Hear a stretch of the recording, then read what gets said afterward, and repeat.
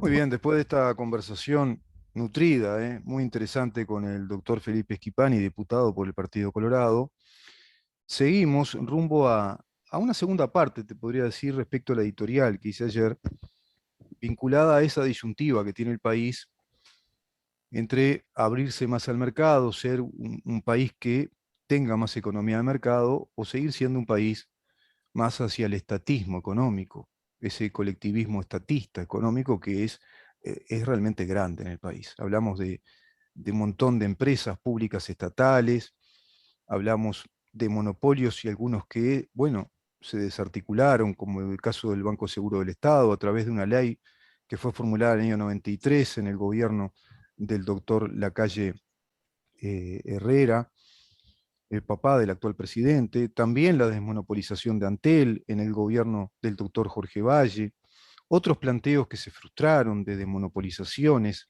y abrirse más a la economía de mercado, que en definitiva es la economía de la creatividad y la economía que va a generar el trabajo verdadero, genuino, el trabajo que proviene de la productividad. Ese trabajo que proviene de la productividad a su vez va a generar un Producto Bruto Interno más saludable o más sano para una economía, y no como el nuestro que tiene una fuerte carga tributaria. Gran parte de ese Producto Bruto Interno está contabilizado con la presión tributaria que el país tiene, que es básicamente además una transferencia de recursos para sostener los gastos corrientes del Estado. Esos gastos corrientes del Estado, que es el pago de salarios, digamos que, bueno, el mantenimiento de las áreas de trabajo, cambiar la flota de computadoras, de coches, todos esos son gastos corrientes. Y a su vez también la deuda externa, que en gran medida el país contrajo en gobiernos del Frente Amplio para gastos corrientes. Fíjate vos que después de todo lo que hablamos con el diputado, nada fue previsto respecto al cambio climático, lo mismo respecto al campo, las sequías que hay o las inundaciones. No hubo un plan de contingencia previsto, un plan de infraestructura para un país agropecuario durante esos 15 años consecutivos de gobierno de Frente Amplio. No se pidió deuda para infraestructura y para mejorar las condiciones de productividad del país. Tampoco acá en la capital no se previó un plan de deuda a pagar a largo plazo a través del BID, por ejemplo, para infraestructura en la ciudad de Montevideo. Estamos realmente carentes de un buen sistema de saneamiento ya y también de un sistema de recolección de basura, de limpieza. ¿Sabés que respecto a todo esto hay una realidad paralela, que es la realidad del mercado, pero más concretamente en los Estados Unidos? Dirán mucho, pero Estados Unidos es un país con otras dimensiones, algunos le dicen el imperio, es el país por excelencia del capitalismo. Sí, pero precisamente hay que ir al ejemplo más puro dentro de un concepto tan agredido en América Latina por las izquierdas imperantes culturalmente incluso. Imperantes culturalmente porque imperan en la cultura de los diseños públicos, de las políticas públicas, imperan nuestra propia clase política que es atravesada por esa hegemonía cultural marxista. Esa hegemonía cultural marxista impera, campea en América Latina y va proponiendo esos enclaves de políticas públicas como más estatización, crear nuevos institutos, crear nuevos ministerios, más burocracia, incluir ONGs, como pasa en nuestro país, más presupuesto, más burocracia, y eso quita espacio, posibilidades al crecimiento del mercado. Hay un ejemplo claro respecto a cómo el mercado funciona, y curiosamente en un estado que aparentemente iba para otro rumbo, que era el estado de California, donde ahí, bueno, se dio el hipismo, la revolución hippie, la revolución sexual, las clases medias enfervorizadas con aquel mayo francés del 68, con las ideas de izquierda. Y sin embargo, hay algo importante en su simiente, en sus bases, que habla de un derrotero de empresarios particulares al margen del Estado, que no necesitaron del Estado y que hoy por hoy son el enclave por excelencia y son la metonimia de revolución tecnológica. Metonimia quiere decir emplear un término o un concepto refiriéndose a otro, referirse a un nombre, por ejemplo, Silicon Valley, como sinónimo de revolución o desarrollo tecnológico industrial. Hoy Silicon Valley es el metónimo precisamente del concepto desarrollo tecnológico industrial. Pero ¿qué sucede ahí? Sucede que en los Estados Unidos viene creciendo este espíritu de emprendimiento personal, de aventureros, ya en el siglo XIX. Y a partir de ahí, ya en plena revolución industrial, revolución científica y tecnológica ya en el siglo XIX, bueno, se va a dar la creación de la Universidad de Stanford. Y ella misma es una de las grandes explicaciones de la gran revolución de la ciencia y la tecnología a partir de entonces. ¿Y dónde surgió esa gran revolución? Bueno, la respuesta es obvia. En Occidente surgió la revolución industrial, en Inglaterra, básicamente, también en Alemania, en los Países Bajos, pero en Estados Unidos muy fuertemente también. Quizá Estados Unidos e Inglaterra sean los enclaves históricos fundamentales para entender la revolución industrial, que va a inspirar inclusive el pensamiento de Carlos Marx para ir en contra de todo ese proceso de crecimiento creativo, industrial, económico en, en el capitalismo. Concretamente en el norte del estado de California, Stanford, hoy es conocido como Silicon Valley, el Valle del Silicio, que es un metal que es muy adecuado para la creación de los circuitos integrados y para los chips, chips para ordenadores. El Valle del Silicio, metal muy adecuado para la creación de chips. Ahí se van a desarrollar los ordenadores, se va a desarrollar la computación, la tecnología informática, digital. Es el lugar en el cual van a crecer empresas como PlayPad, van a crecer empresas como Yahoo, van a crecer empresas como Apple, con Steve Jobs y sus socios, sus amigos.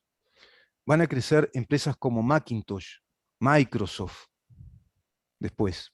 Van a crecer empresas como Facebook, WhatsApp, tantas empresas que hoy están a la vanguardia, revolucionando nuestra vida diaria. Están revolucionando y han instalado un nuevo modelo de vida a nivel planetario en esta aldea global, tomando la expresión prestada del señor o del doctor Marshall McLuhan cuando escribe Galaxia Gutenberg. Silicon Valley es conocido entonces como el gran valle del silicio, de la transformación industrial de los Estados Unidos. Y bueno, ¿dónde está? Está precisamente en el sur del área de la bahía de San Francisco, en el norte de California, en los Estados Unidos obviamente, y la región cuyo nombre proviene del Valle de Santa Clara, incluye la mitad sur de la península de San Francisco, abarcando aproximadamente desde Menlo a Park hasta San José, cuyo centro se situaría en Sunnyvale. Sin embargo, con el rápido aumento de la cantidad de puestos de trabajo, fue exponencial el aumento de puestos de trabajo, el crecimiento de estas empresas a nivel económico, a nivel de crecimiento en la bolsa de valores y así en la generación de trabajo, bueno, se extiende lo que hoy se llama Silicon Valley a la zona metropolitana de San Francisco. Las fronteras tradicionales de Silicon Valley se expandieron entonces hacia el norte, incluyendo el condado de San Mateo y la ciudad de San Francisco. Originalmente la denominación se relacionaba con el gran número de innovadores, fabricantes, aventureros, algunos abandonando carreras universitarias de ingeniería, de física, de matemática, porque se reunían en grupos para crear nuevas tecnologías. Grupos que provenían de clubes universitarios de esa universidad de Stanford que creó el señor Leland. ¿Y por qué la creó el señor Leland? Porque tuvo un hijo que lamentablemente a los 15 años murió de poliomielitis y creó con su esposa una universidad en honor a su hijo llamada la Universidad de Stanford, Leland Jr. Es una universidad privada, pero que privilegia con muchas becas a muchos estudiantes, a muchos investigadores, innovadores, y prioriza esa universidad el desarrollo de las carreras científicas y tecnológicas. A partir del desarrollo de esa universidad privada, que podemos decir que es la Salamanca, la Oxford, de las universidades tecnológicas, bueno, se va a desarrollar por, por décadas generaciones de investigadores, generaciones de amantes de la ingeniería, de la arquitectura y sobre todo de la física y de las matemáticas y de las tecnologías, de la radiofonía, de los telescopios, de la óptica, y se va entonces a ir creando ese caldo de cultivo para emprendedores, para aventureros que van a formar sus propias empresas, jóvenes, muy jóvenes, que van a formar sus propias empresas como las que mencioné y van a crecer exponencialmente. Qué mundo paralelo, estrictamente aventurero, inclusive con empresarios que se fundieron, que retomaron actividades, que renacieron en esas actividades empresariales, mostrando Silicon Valley la resiliencia, como se dice hoy, de un sistema que se autoabastece de creativos y también de aventureros. Ese espíritu tan especial de Silicon Valley hoy es, digamos, la explicación de la gran revolución tecnológica y científica del mundo, pero sobre todo del gran poderío tecnológico y científico que los Estados Unidos tienen, quizás sumado, por supuesto, al desarrollo tecnológico que la NASA, vinculada a empresas privadas, ha desarrollado paralelamente en ese tiempo. La NASA, empresas privadas. Silicon Valley, empresas privadas. Capitalismo a pleno. Creador de tecnología, creador de empresas, creador de sistemas de trabajo, descubrimientos científicos. La Inglaterra de la Revolución Industrial, que también va a compasar muchos cambios tecnológicos. La Alemania de posguerras, que se va a afincar al modelo de mercado, demuestran claramente que el sistema de mercado es el único sistema posible para que los países, los estados nacionales, puedan efectivamente crecer. Mientras sigamos en nuestro país con un sistema sindical de partido único, como hablábamos hoy con el diputado, con sindicatos únicos, dominados por ese partido único, ya prácticamente como iglesias partidarias a las cuales no pueden entrar los infieles, bueno, es necesario, tomando en cuenta estos tiempos políticos, que Uruguay tome la decisión desde su sistema político de establecer, de instalar, por supuesto que desde el punto de vista legal, con todos, digamos, ajustado a derecho, con todas las garantías constitucionales y del derecho laboral, instalar un nuevo sistema o propiciar que se instale un nuevo sistema sindical diverso, plural, a través de la personería jurídica y del voto secreto y universal, que es el régimen democrático por excelencia que tiene nuestro país como país democrático de democracia representativa,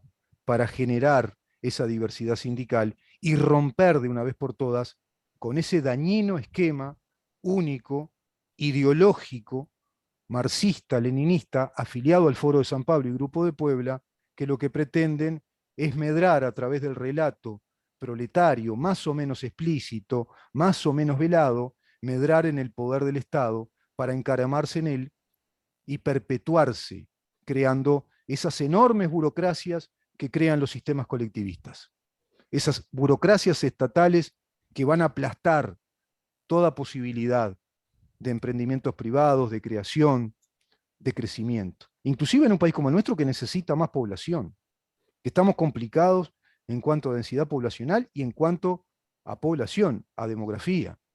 Y bueno, tendrán que venir, capitales están viniendo, pero se van a tener que encontrar al cabo del tiempo con un sistema sindical profesional, técnico, responsable, que vele por los intereses de los trabajadores en serio y que vele también por la sustentabilidad del trabajo, precisamente en la protección de esas empresas generadoras de trabajo y que sean empresas de calidad, que vengan con ese espíritu innovador, como ya lo hay instalado en las nuevas generaciones de millennials y post-millennials. Ya está el espíritu colectivo de la creatividad.